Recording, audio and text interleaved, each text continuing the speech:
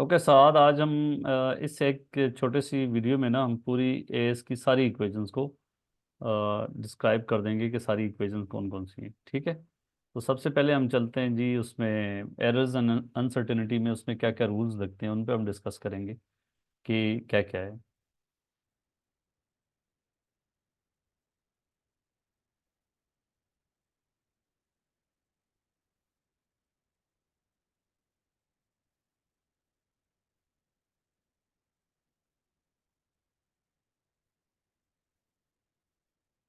दो क्वांटिटीज बेटा अगर आपके पास ऐड हो रही हैं, X is equal to for example X one plus minus delta X, Y is Y one and Z is X plus Y. So absolute errors add होती हैं।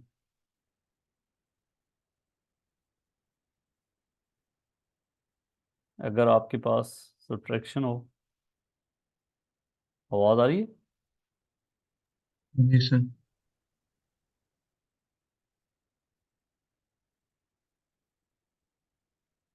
Absolute errors are added.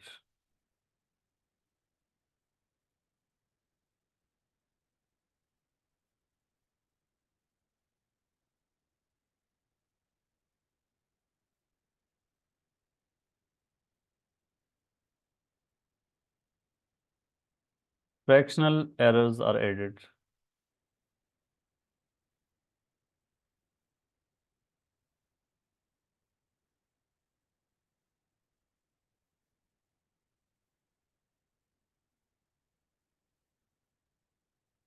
Percentage errors are added.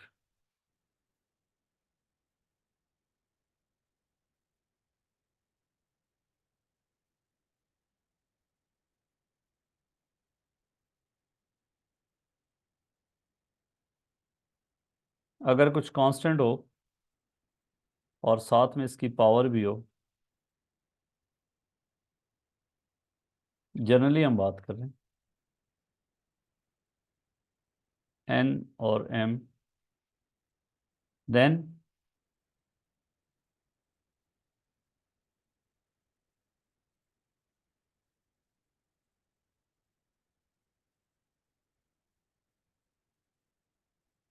ए का कोई role नहीं होगा percentage errors पे या fractional error पे।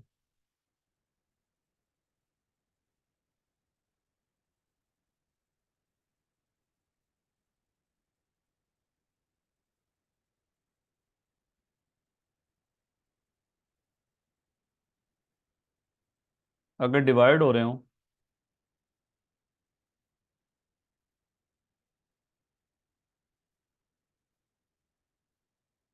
Fractional errors are added.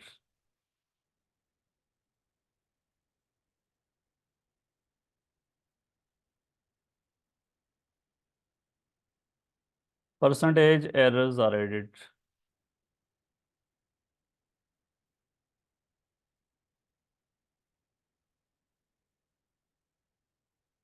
कोई पावर हो,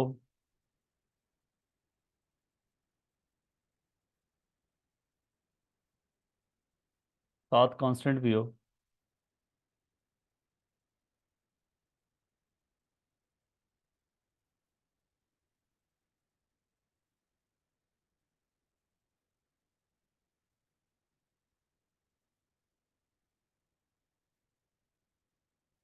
परसेंटेज एरर्स भी इसी तरह चेंज होगी।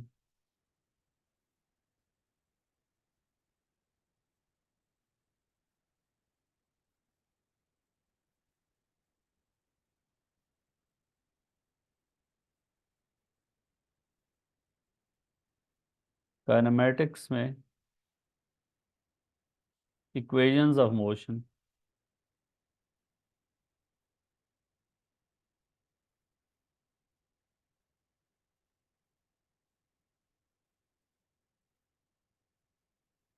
S is equal to, the first one is V is equal to U plus AT, where V is final velocity, U is initial velocity. This t is, this is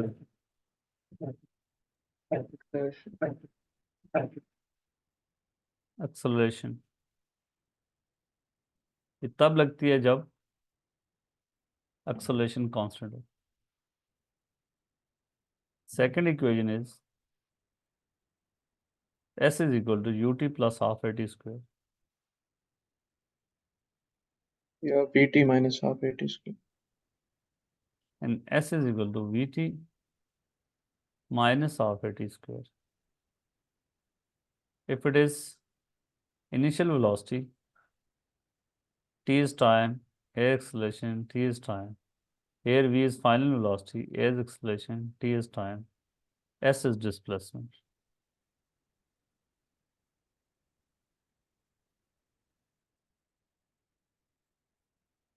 Third one is, इन दोनों को एक ही category में रख लें. 2as, here v is final velocity, already discussed.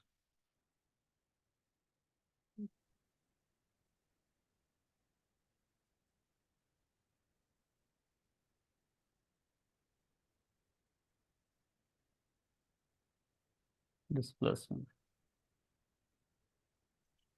Okay, ये है ना.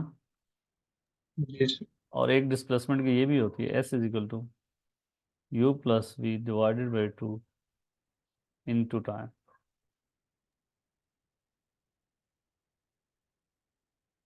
ये पहली दफा देखें. इसी से तो निकली थी बेटा, अगर याद हो आपको. अगर एक्सेलरेशन कांस्टेंट होगा तो average velocity into time will be equal to displacement. This is time, this is velocity. और यहाँ से ही हमने देखा था कि अगर ऑब्जेक्ट की इनिशियल वेलोसिटी u है, फाइनल वेलोसिटी v है, so area under this graph is u, area of trapezium, that is 1 by 2 sum of parallel side, that is u plus v into t. Okay. Okay. जी sir. Then comes projectile motion.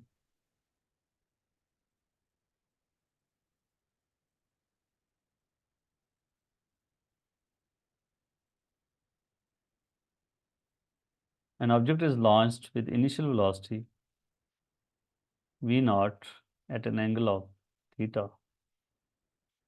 We will split horizontal and vertical motion separately. और इसकी जो range होगी, this r is horizontal velocity, that is v naught cos theta into time of flight. This is for range. And what is time of flight? Time of flight के लिए इसमें आपको important equation ये पता होनी चाहिए कि इसकी जो x vertical horizontal displacement is at any time v naught cos theta into t, और horizontal velocity is v naught, horizontal velocity.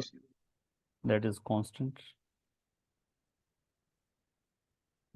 v of x कह दें, v of y vertical velocity, that is initial velocity v naught Sin theta. theta.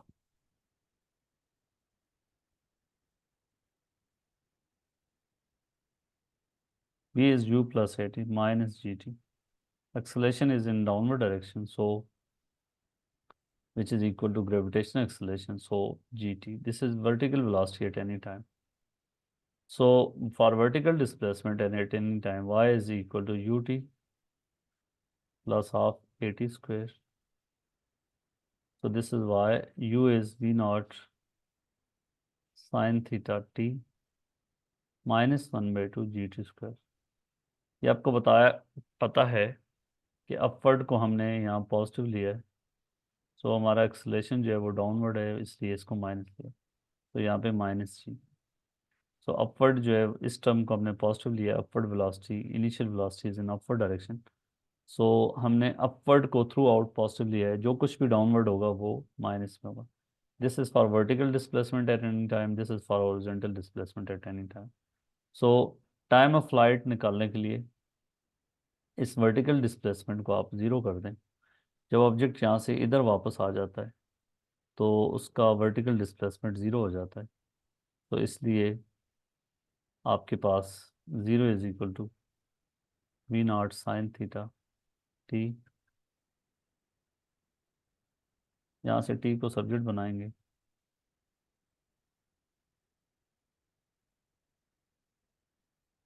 ये time of flight है। तो time of flight की value इसमें डाल देंगे तो रेंज इज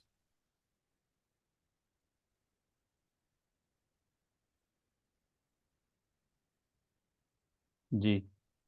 मैक्सिमम हाइट कैसे निकालते हैं, वो भी वर्टिकल मोशन को कंसिडर करते हैं। Initial vertical velocity zero, sorry V not sine theta final is zero यहाँ पे। So G 2s is equal to V square minus U square. Acceleration is in the downward direction 2gh. Final velocity is 0 minus initial velocity is v naught sine of theta, और इसके ऊपर square है तो इसलिए ये minus से cancel हो जाएगा। So height is we naught square sine square theta divided by 2g। यहाँ गौर करने वाली बात है कि हाइट भी इन्वर्सली प्रोपोर्शनल टू जी है, ये भी इन्वर्सली प्रोपोर्शनल टू जी है, रेंज भी इन्वर्सली प्रोपोर्शनल टू जी है। ये सारी इसकी इक्वेशंस थी। फिर हम बात करेंगे कि अगर आपने प्रोजेक्टाइल को ओरिजेंटली लॉन्च किया है, इनिशियल वेलोसिटी इसकी ओरिजेंटल है, let's say this is we not, और ये हाइट h से लॉन्च किया है, डिस्प्लेसमेंट x है, ओरिजेंटल डिस्प्लेसमेंट। तो इसकी equation, so x is equal to we not t, horizontal velocity is constant that is we not, और वर्टिकल इनिशियल वेलोसिटी जो है वो ज़ीरो है। सो इसलिए u for vertical u is zero. So जब u zero है तो displacement y is equal to s is equal to U T, vertical displacement is h। मैं किसी भी पॉइंट पे वर्टिकल डिस्प्लेसमेंट जो है वो फॉर एग्जांपल यहाँ तक पहुँचते हैं तो ये y होगा।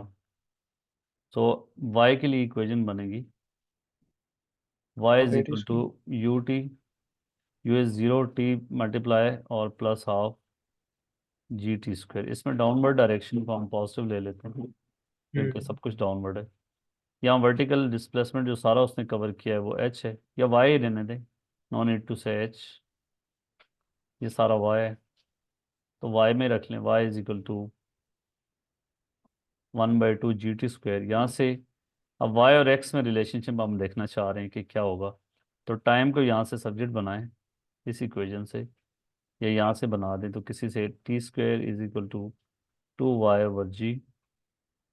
सो T is equal to 2y/g under root, ये यहाँ प्लग इन कर लें तो x will be equal to we naught into 2y divided by G under root.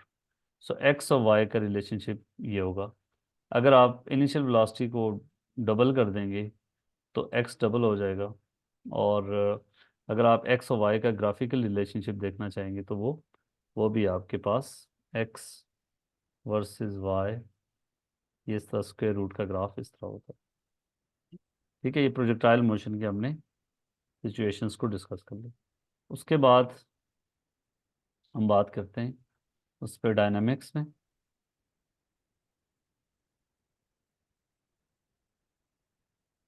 Momentum is mv, where m is mass and v is velocity. Momentum is a vector quantity, जो velocity की direction होगी वो momentum की direction होगी। Then net force Newton second law is equal to rate of change of momentum delta p over delta t. It's very important equation. So अगर p time graph given होगा तो आप उसका gradient जो है वो नेट फोर्स होगा, अगर फोर्स टाइम ग्राफ होगा तो area will be equal to net force. ये इक्वेशन कन्वर्ट हो जाती है F is equal to M A में अगर मैस कांस्टेंट हो। तो this is special case of Newton second law. जब डिफाइन करना आएगा तो आप इस तरह डिफाइन करेंगे नेट फोर्स को। ठीक है। फिर उसके बाद हमारे पास आता है कि law of conservation of momentum क्या होता है।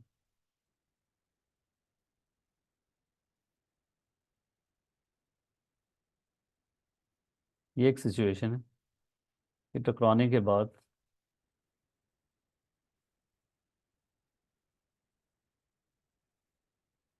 की वेलोसिटी v2 हो जाती है। तो law of conservation of momentum states कि total momentum before is equal to total momentum after of an isolated system. ख्याल ये रखना है कि मोमेंटम चूंकि वेक्टर क्वांटिटी, अब ये वेलोसिटी की डायरेक्शन जो है दैट इज इंपॉर्टेंट। तो total momentum before is equal to total momentum after. और इसमें दूसरी इंपॉर्टेंट इक्वेशन ये है कि अगर आपके पास टकराने के बाद अगर इसकी वेलोसिटी की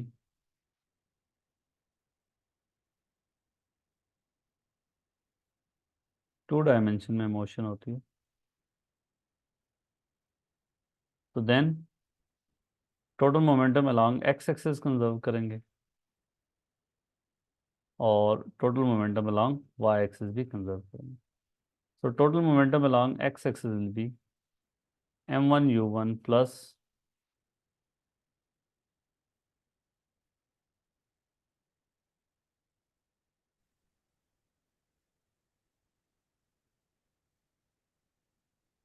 that is along x-axis. Along y-axis, total momentum before is 0.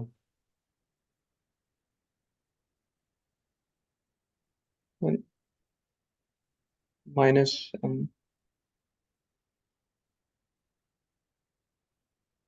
ये component is in upward direction, इसका y कंपोनेंट डाउनवर्ड डायरेक्शन में, तो इसलिए इलास्टिक कुलियन में क्या होता है, total kinetic energy before is equal to total kinetic energy after. उसमें इंपॉर्टेंट इक्वेशन बनती है कि speed of approach is equal to speed of separation. अगर ये दो ऑब्जेक्ट इलास्टिक कुलियन परफॉर्म कर रहे हैं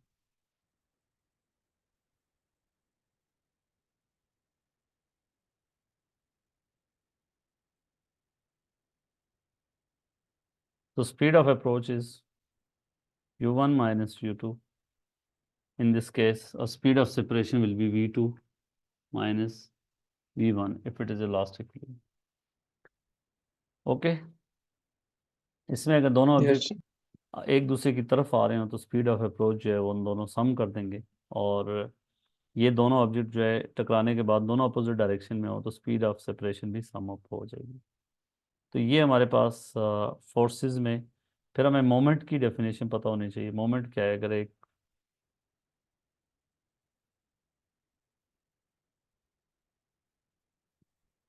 इस ऑब्जेक्ट में मोमेंट को कैसे डिफाइन करेंगे। Moment is product of force multiply by the shortest distance from the pivot to the line of action of the force।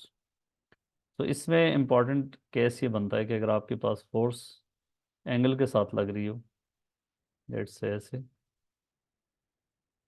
तो रिजॉल्व इस करेंगे। केस में इक्वेशन जो है इसको रिजॉल्व करेंगे F sine theta multiply by D.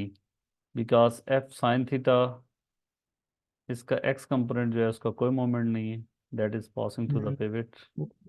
और perpendicular होना चाहिए। एफ साइन थीटा जो है उसका perpendicular distance, F sine theta यहाँ पे हमने लगाना है, ये आगे नहीं लगाना प्लीज़।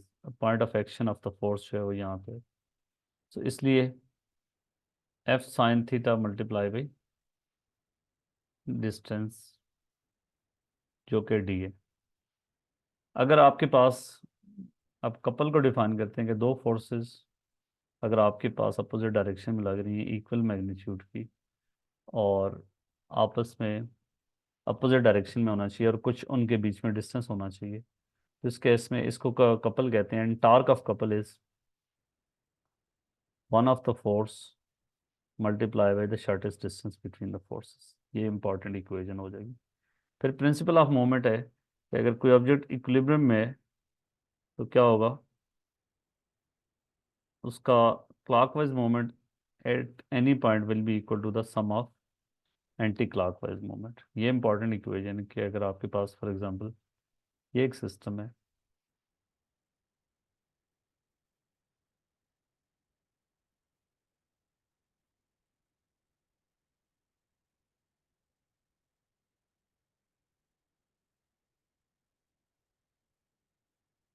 इस केस में ये पिवट मान लेते हैं किसी भी, इन जनरल किसी भी, अगर ऑब्जेक्ट इक्विलिब्रियम में होगा तो किसी भी पॉइंट पे clockwise moment will be equal to the anti clockwise moment. तो F1 D1 equal to F2 D2, ये आपके पास बन गया। फिर आपके पास बनता है कि अगर आपके पास प्रेशर को डिफाइन करें तो pressure is force over area, where F is force, A is area. Unit जो है इसकी बनती है, प्रेशर की यूनिट क्या बनती है, पास्कल या न्यूटन पर मीटर स्क्वायर।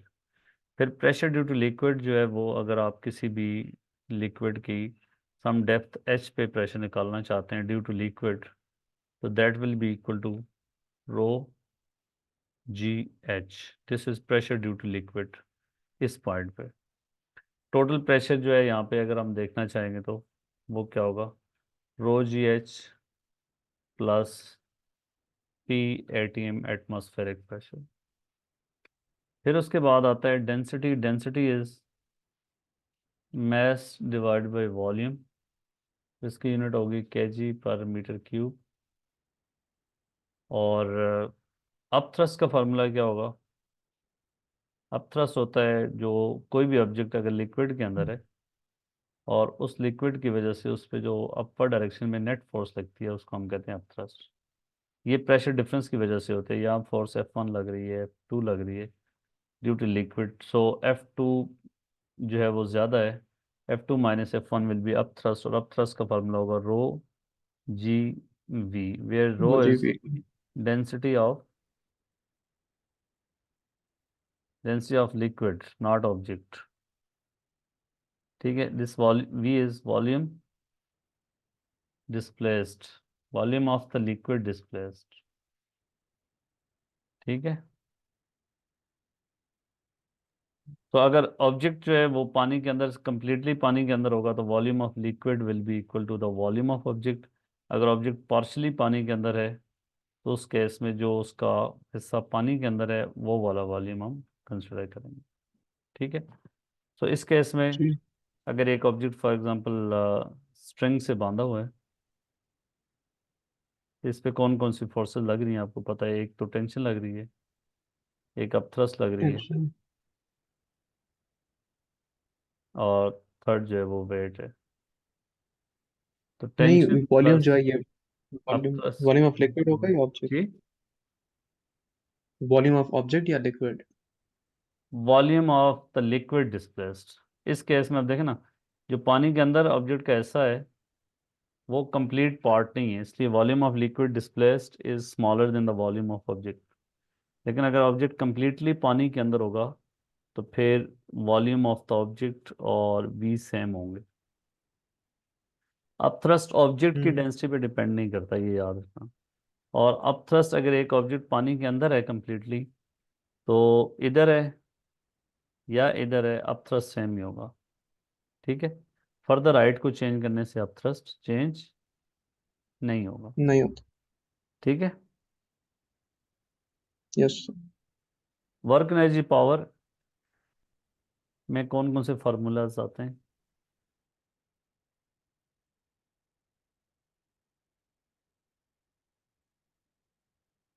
कंप्यूटर की क्लास किस टाइम है, वही 9:30।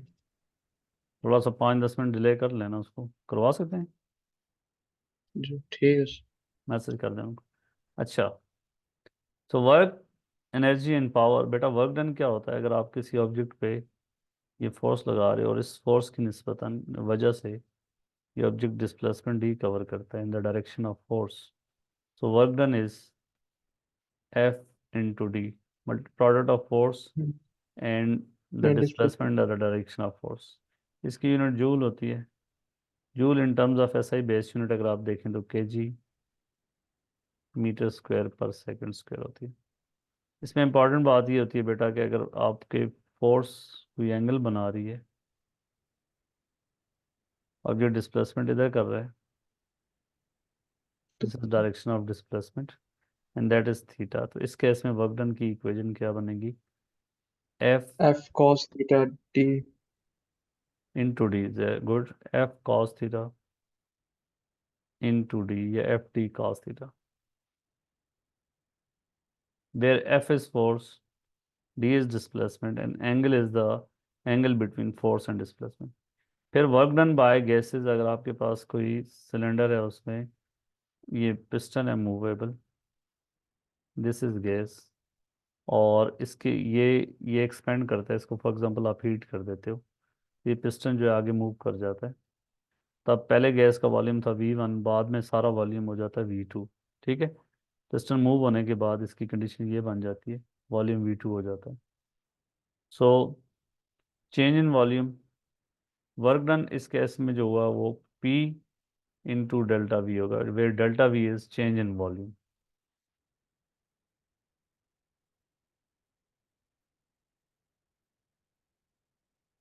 And this P is pressure.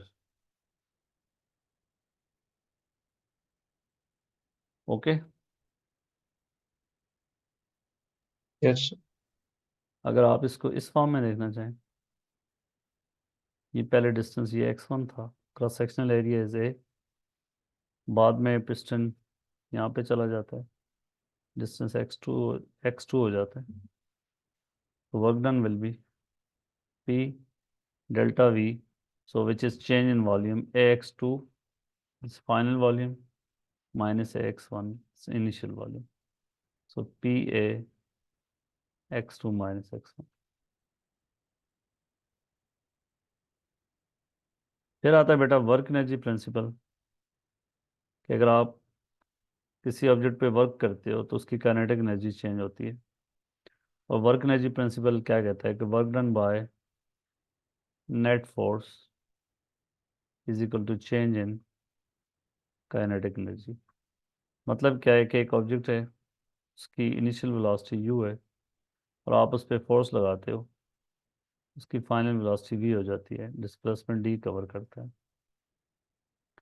So work done by net force, if forward force is F minus resistive force is F, और इस केस में क्या बनेगा? Work done by net force is this time d, which is equal to change in kinetic energy। okay, so kinetic energy is half mv square। kinetic energy depends on the speed of the object and the mass of the object।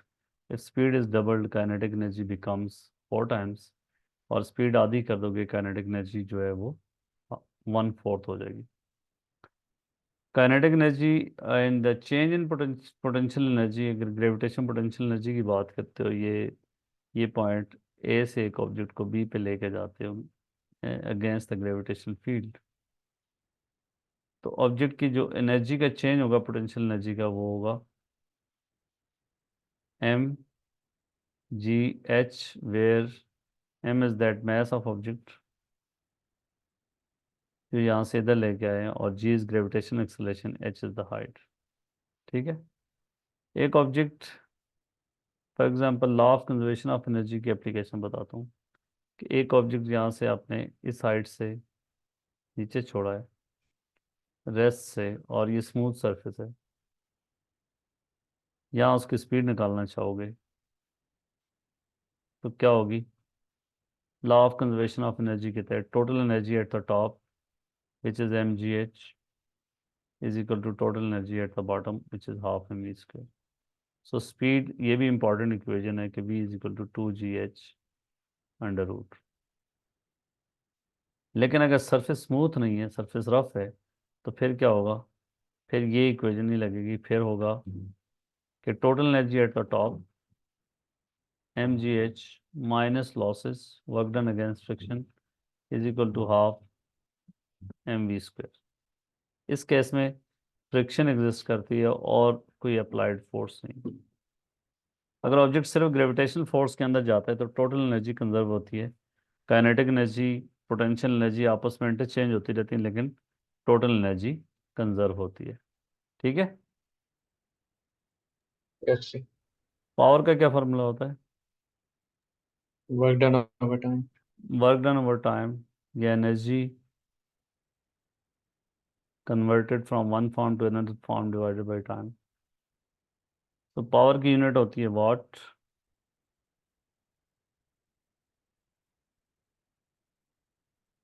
That is joule per second. अगर एक object पे force F लग रही है, forward force, और displacement D cover करता है, तो then work done is F into D divided by T, then power will be D by T is velocity, so power will be forward force multiplied by velocity। ये दूसरा formula आ जाता है। Efficiency क्या होती है? जब एफिशिएंसी का क्या फार्मूला होता है,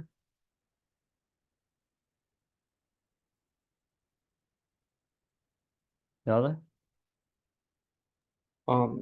इनपुट ओवर आउटपुट टाइम्स 100। नहीं, यूजफुल पावर आउटपुट। हाँ, आउटपुट होगा इनपुट। पावर आउटपुट भी कह सकते हो, एनर्जी आउटपुट भी कह सकते हो, तो फिर नीचे energy, total input power,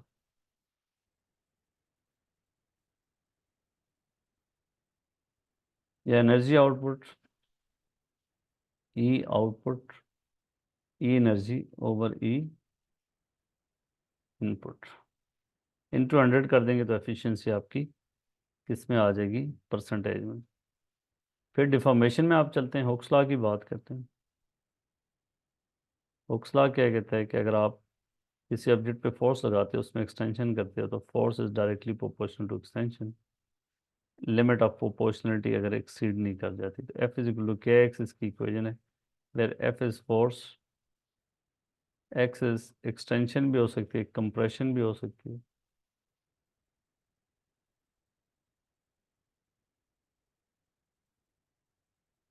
this K is spring constant. What is the unit of के?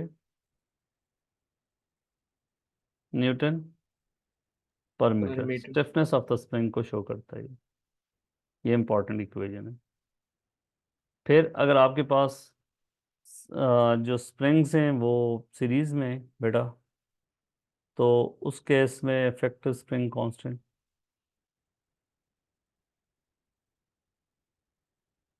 इफेक्टिव स्प्रिंग कांस्टेंट क्या होगा?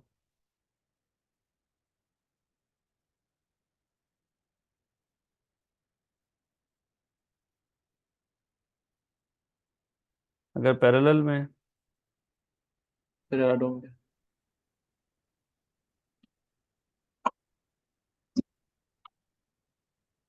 पैरेलल में एक्सटेंशन सेम होती है, इसमें एक्सटेंशन फर्क होती है। पैरेलल में फोर्स डिफरेंट डिस्ट्रीब्यूट होती है, सो के effective will be K1 plus K2 plus K3। के थ्री, ये स्प्रिंग के।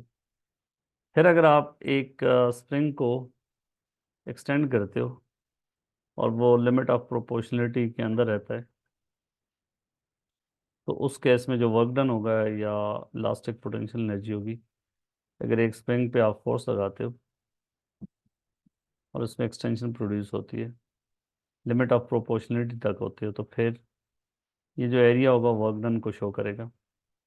तो work done will be half F into x, और F is equal to K x, तो के एक्स स्क्वायर होगा। ये वर्क डन Kx square, भी yes। कहते हैं या इलास्टिक पोटेंशियल एनर्जी भी कहते हैं। फिर स्ट्रेस क्या होता है? फोर्स ओवर एरिया, यूनिट इसकी भी पास्कल होती है। और स्ट्रेन,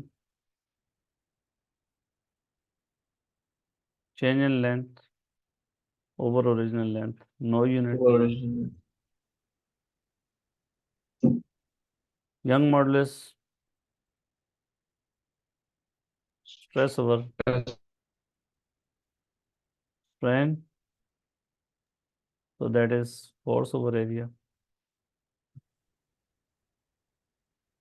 E एक्सटेंशन है डिवाइडेड बाई एल, तो इसको FL/AE, ये इंपॉर्टेंट फॉर्म है, इसकी याद होनी चाहिए। यंग मॉडुलस का सही है। यूनिट भी वही होता है जो पास्कल। स्ट्रेस का यूनिट होता है, स्ट्रेन का कोई यूनिट नहीं होता। ठीक है। और इस केस में कुछ यस चीज़ है, sir. Stress strain young modulus. Nice. फिर बच्चे हम बात करते हैं वेव्स पे। वेव्स में कौन कौन सी इक्वेशंस है, वेरी इंपॉर्टेंट है। Wave equation is v is equal to F lambda, where v is velocity, this f is frequency, this is wavelength,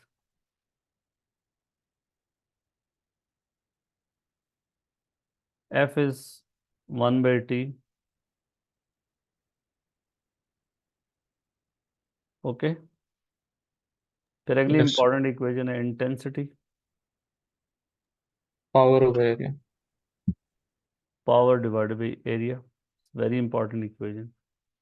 intensity is proportional to amplitude square, very important relation. Intensity is proportional to frequency square.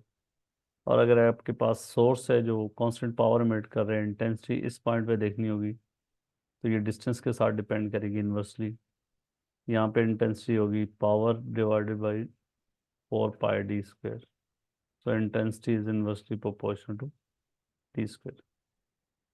हम्म। फिर बेटा intensity के बाद आपके पास आता है phase difference. ये important equation होगी कि अगर एक वेव के ऊपर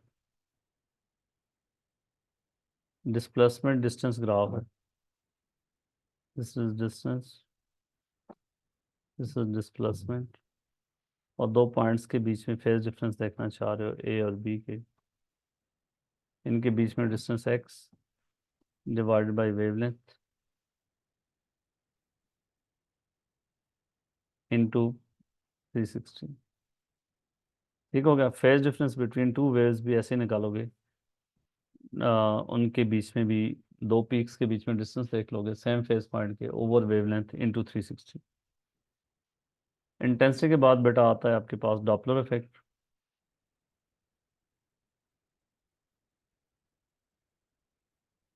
सो observe frequency is VFS/V ± VS। अब बताता हूँ इसमें क्या चीज़ें, अगर सोर्स ऑब्जर्वर की तरफ आ रहा है तो that will be VFS/V B plus minus B S. V S source observer की तरफ आ रहा है। हाँ माइनस। ठीक है। इसमें ये सोर्स अब की ए जा रहा है। मतलब जो ओरिजिनल फ्रीक्वेंसी मीट हुई है, speed of source,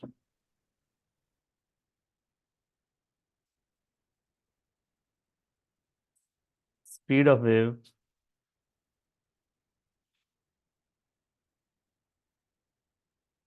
f is observed frequency,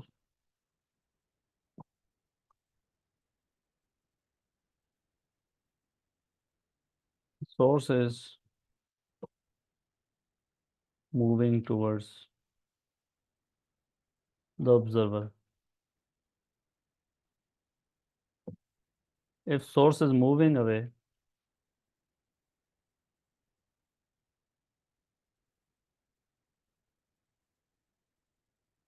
then observed frequency will be smaller than the original frequency, fs. Formula will be f observed is equal to vfs over v plus vs। बाकी सारी चीजें same है। ठीक है। Yes sir. फिर बेटा आपके पास आता है आ, जो सुपरपोजिशन। और सुपरपोजिशन में अगर आपके पास सोर्सेस S1 S2 हैं, और यहाँ इस पॉइंट पे आप इंटरफेरेंस ऑब्जर्व करते हो, ये डिस्टेंस d1 है, ये डिस्टेंस d2 है। अगर सोर्सेज इन फेज हैं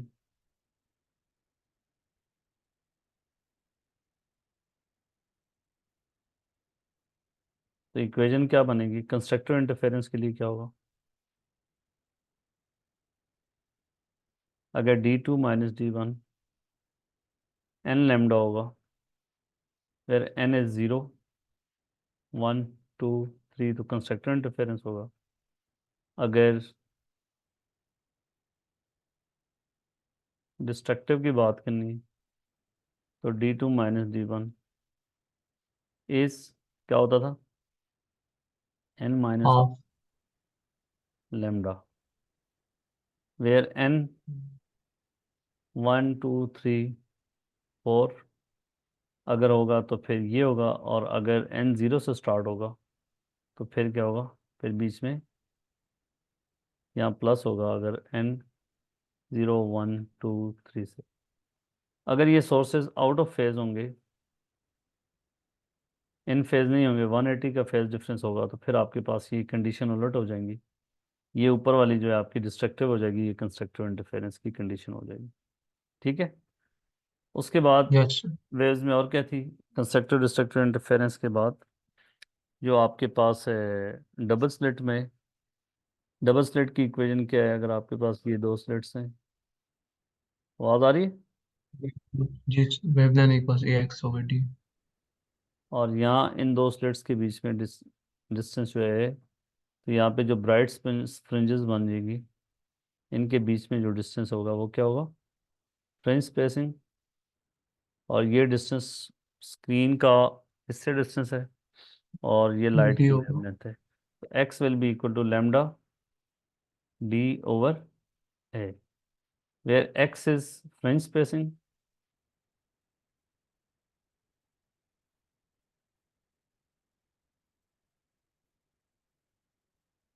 wavelength,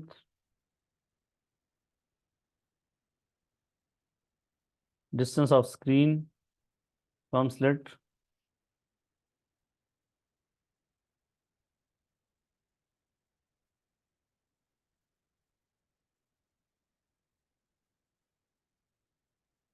A is distance between two slits.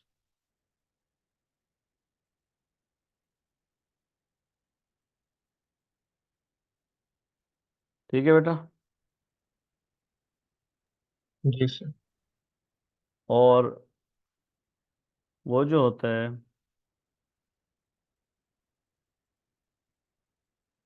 अगर डायफ्रैक्शन ग्रेटिंग होगा तो उसका उसकी क्या इक्वेशन होगी, D sine theta is equal to N lambda, this is for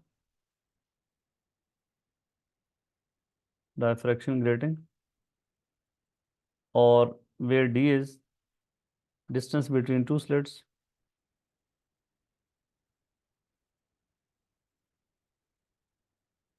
क्या रिलेशन है डी का और एन का, 1/n, n is the number of slits per unit length. What is this n? Ji.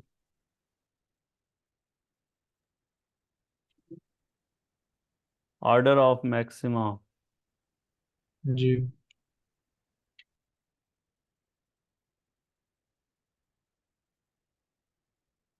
Total number of maximas देखने, maximum order देखने के लिए sine theta को 1 पुट कर लेते हैं, थीटा 90 होता है, फिर D is equal to N lambda, और एन निकाल लेते हैं, इनको लोअर बाउंड पे राउंड ऑफ करते हैं, वो ऑर्डर आ जाता है। और जो मैक्सिमम पार्ट्स होते हैं वो आपको पता है 2n+1 होते हैं।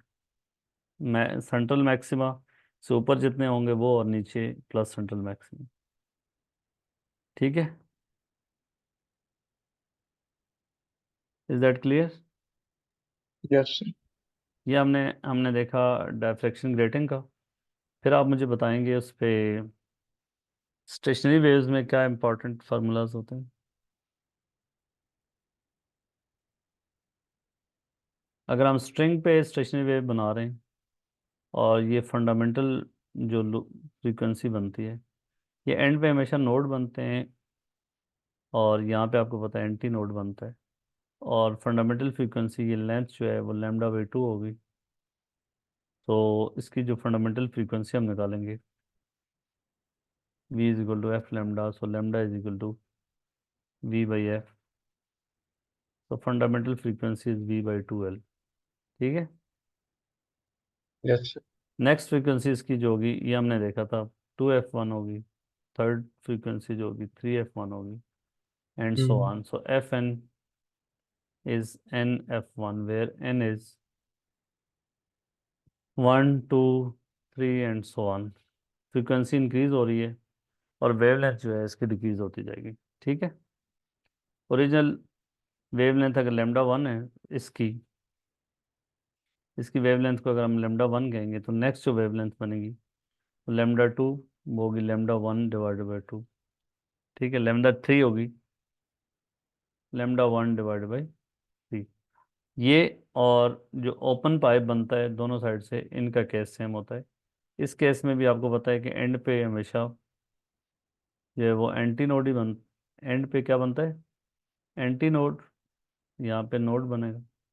सो इस केस में इसकी जो फ्रीक्वेंसी यहाँ इन इन इसकी फंडामेंटल फ्रीक्वेंसी का फार्मूला भी क्या आएगा, दो कंजेक्टिव एंटी नोड के बीच में डिस्टेंस जो है वो L is equal to lambda by 2 होगा, और इसकी फंडामेंटल फ्रीक्वेंसी जो होगी वो वी बाई 2 एल आएगी। नेक्स्ट फ्रीक्वेंसी इसमें भी 2F1 होगी एंड नेक्स्ट जो होगी वो 3F1 होगी। वेयर एज अगर आपके पास पाइप एक साइड से क्लोज है और एक साइड से ओपन है तो वहाँ पे सिर्फ ऑड हार्मोनिक एग्जिस्ट करेंगे। इस केस में यहाँ पे हमेशा एंटी नोड बनेगा, यहाँ नोड बनेगा।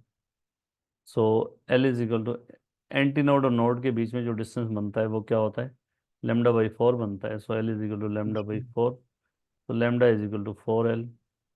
सो lambda is V by F, 1 कह दें 4L। तो फंडामेंटल फ्रीक्वेंसी जो होगी वो वी बाई 4L होगी। नेक्स्ट फ्रीक्वेंसी इसमें हमने प्रूव किया था कि वो जी नेक्स्ट फ्रीक्वेंसी होती है वो और 3F1, फिर फिफ्थ हार्मोनिक एग्जिस्ट करता है 5F1। ठीक है, तो इसको जनरली लिखना चाहें तो हम लिखेंगे F of N is equal to 2n+1 into F1, ये मान है। So N is equal to आपके पास N0 1 2 3 कुछ भी हो सकता है। ठीक है, फिर बेटा बस आखिरी बात इसमें रहेगी है कि अगर आपके पास जो है पोलराइजेशन जो है वो उसकी उसमें जो मेलस लॉ है उसकी क्या वो इक्वेशन बनती है, आपको पता है इसका?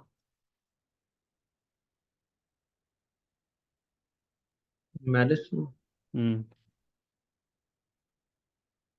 पता है ना, मेलस लॉ की इक्वेशन पोलराइजेशन में नहीं याद ना, I is equal to I naught cos square theta. अगर आपके पास ये पोलराइजर है और इसको आपने एक रेफरेंस एक्सिस से थीटा डिग्री रोटेट किया है, ये ट्रांसमिशन एक्सिस है। यहाँ इंटेंसिटी आई नॉट है, बाहर जो इंटेंसिटी निकलती आई है, तो I is equal to I naught cos square theta होगी। ठीक है, ये इंपॉर्टेंट इक्वेशन है। ये भी intensity intensity after this initial intensity and theta. फिर बेटा इलेक्ट्रिसिटी, बस आखिरी बात रहेगी उसमें। इलेक्ट्रिसिटी में कौन कौन सी इक्वेशन थी? सबसे पहले करंट को डिफाइन करना आना चाहिए। करंट कैसे डिफाइन करते हैं? I is equal to rate of flow of charge where q is charge, this is time, and that is current। और अगर rate of flow of charge की form, sorry, rate of flow of charge के लिए निकालना हो तो ये N Q divided by T. N N by T is rate of flow of charge, that is equal to Q is the charge of electron. So rate of flow of electrons निकालना हो तो Q को E कर दें तो I is equal to N by T into E. So rate of flow of electrons will be I divided by E, where E is elementary charge, आपको पता है 1.6 टाइम 10 पावर माइनस 19 कूलम। ठीक है, drift velocity का formula क्या होता था? Equation of current is NA/QV। Drift velocity इसमें क्या है, याद है कुछ? क्या चीज? This is drift velocity, average drift velocity. A is cross sectional area of the wire, जो भी आपके पास कंडक्टर है उसका क्रॉस सेक्शनल एरिया। और Q is the charge on the charge carriers. N is number number of of free electrons electrons. Per unit volume, charge density, charge density. This is number of free electrons per unit volume.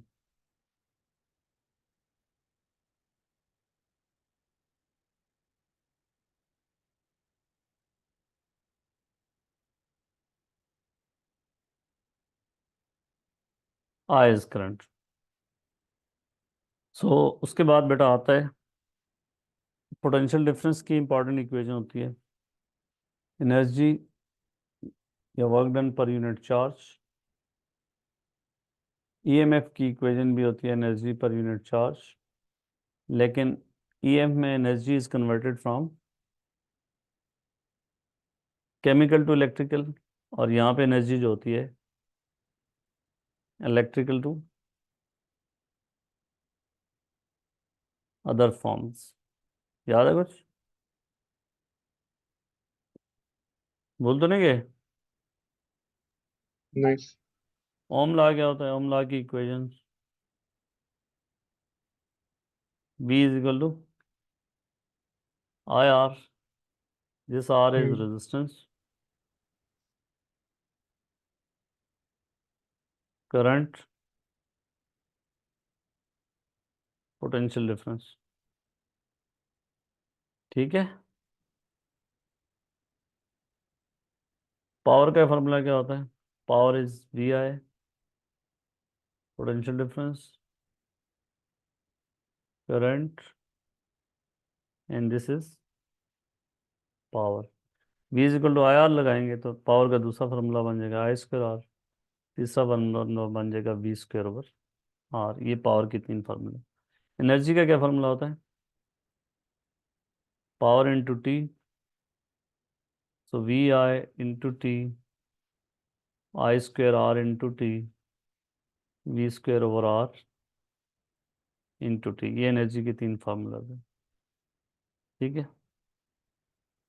Resistance जब series में होते हैं तो फिर क्या formula बनता है बेटा टोटल रेजिस्टेंस का? वो तो ऐड होता है। तो resistance between these two points A and B, R one plus R two plus R three. और अगर पैरेलल में होंगे तो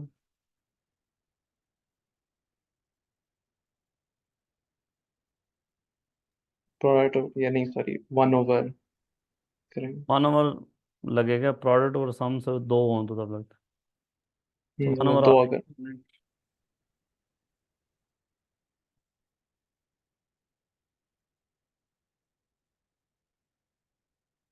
फिर बेटा इंपॉर्टेंट बात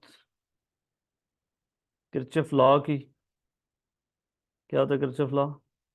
what is Kirchhoff first law? कि वही आपके पास करंट एंटरिंग। किसी भी पॉइंट पे करंट इंटर हो रहा है, लेट्स से आई वन, आई टू और ये आई थ्री, तो sum of current entering to a point is equal to sum of current leaving that point. This is consequence of law of conservation of charge. और second law क्या कहते हैं? वही sum of, क्या कहते हैं, in a close loop, sum of all voltages in a closed loop equals to 0. sum of EMF is equal to the sum of potential difference. The algebraic sum of EMF and potential difference is equal to 0. अब internal resistance वाला equation देख लें final. ये internal resistance है, ये source है जिसकी EMF ही है, ये रजिस्टर है, इसके आउटपुट लोड रजिस्टर आर लगा हुआ है। सो इसकी इक्वेशन क्या होगी? E is equal to I R plus I small R. इसको हम टर्मिनल पोटेंशियल डिफरेंस कहते हैं, V प्लस आई आर। तो जी। V टर्मिनल पोटेंशियल डिफरेंस होता है E माइनस आई आर। ठीक है। सो पावर अक्रॉस लोड क्या होगी? Load mean this R which is equal to I square into R. I is, I क्या होता है? E over R plus R whole square into R, ये power maximum होती है when load resistance is equal to this resistance. ठीक हो गया। फिर पोटेंशियल डिवाइडर,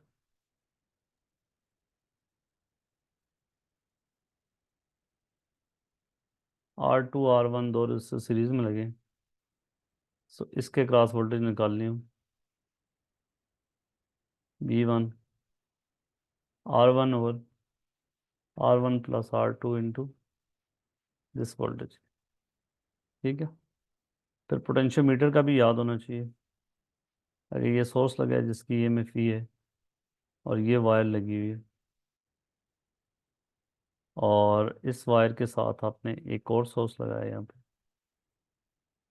जिसकी EMF E1 है, यहाँ गैल्वानोमीटर लगा हुआ, ये लेंथ L1 है, यहाँ नल पॉइंट आता है, तो E1 will be equal to L1 over L into E। ठीक है। ये आपके पास है इलेक्ट्रिसिटी का। न्यूक्लियर फिजिक्स में कोई इक्वेशन इस्तेमाल होती है?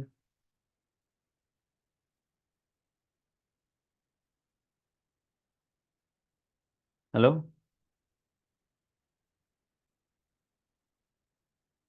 हेलो साथ। जी सर। न्यूक्लियर फिजिक्स में कोई इक्वेशन इस्तेमाल होती है? यस सर, आवाज आ रही है। हाँ, न्यूक्लियर फिजिक्स की कोई इक्वेशन आप बताना चाहेंगे?